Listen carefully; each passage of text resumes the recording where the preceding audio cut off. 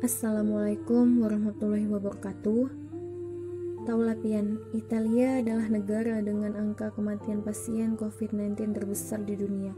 Terdapat kasus positif sebanyak 80.589 dengan lebih dari 8.215 kematian, dan ini terjadi dalam 56 hari. Bayangkan, kira-kira apa sih yang sebenarnya terjadi di sana? Tanggal 31 Januari 2020, kasus pertama diumumkan. Itu cuma flu. Apa pentingnya pakai masker? Orang-orang ini cuma lebay. Saya kan sehat, gak bakal ketularan. Gak perlu panik. Tanggal 22 Februari 2020, jumlah positif corona menjadi 75 orang. Cuma beberapa doang yang kena. Yang mati pun orang tua yang emang udah punya penyakit. Udahlah, hidup seperti biasa aja. Pacaran, nongkrong bareng temen, jalan-jalan, mah lanjut. 7 Maret 2020, jumlah kasus meningkat dengan cepat. Lebih dari 5.000 kasus positif. Italia yang luasnya 2 kali luas Pulau Jawa telah diberlakukan zona merah, dan hampir 25% wilayah telah dikarantina. Sekolah dan universitas tutup, tapi tempat kerja, bar, dan restoran dan lain-lain masih dibuka. Sementara itu, 75% wilayah lain masih menganggap enteng corona. Mencuci tangan hanya sekedar anjuran dan tak banyak yang melakukan. Dan parahnya, sekitar 10.000 orang kabur sebelum zona merah resmi diberlakukan. Setelah itu, jumlah kasus meningkat pesat. Darurat nasional berlakukan. Rumah sakit menambah kapasitas. Seluruh kamar dibersihkan untuk memberi ruang bagi pasien virus corona. Tapi, tidak ada cukup dokter dan perawat. Para pensiunan dan mahasiswa kedokteran tingkat akhir dipanggil bekerja sebisanya. Dokter dan perawat mulai terinfeksi, lalu menyebarkannya ke keluarga mereka. Keadaan ini seperti kondisi perang. Dokter harus memilih siapa yang akan diobati berdasarkan peluang hidup. Itu berarti pasien lanjut usia dengan penyakit bawaan seperti stroke, diabetes, hipertensi tidak masuk prioritas. Orang-orang mati karena tidak ada ruang lagi. Dokter menyerah. Setiap hari harus membiarkan sampai 3 orang mati karena tidak ada alat dan ruangan.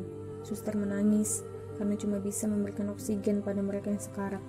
Dan ya, sistem layanan kesehatan runtuh. Ingat, 10.000 orang yang lari dari zona merah. Ya, mereka menyebarkan corona ke 75% wilayah yang sebelumnya relatif aman.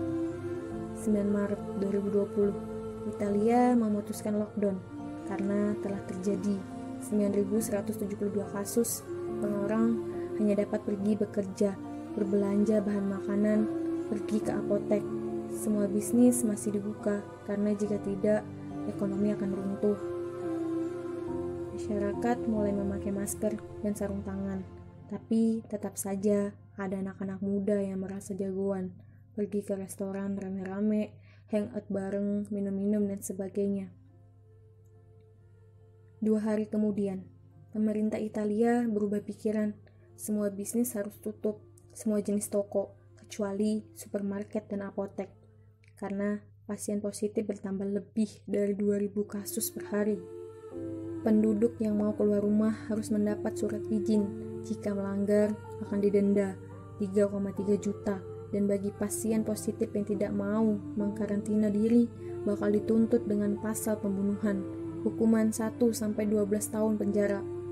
23 Maret, Italia menjadi pusat kasus virus corona teraktif di dunia. 2 kali lipat jumlah kasus negara Cina.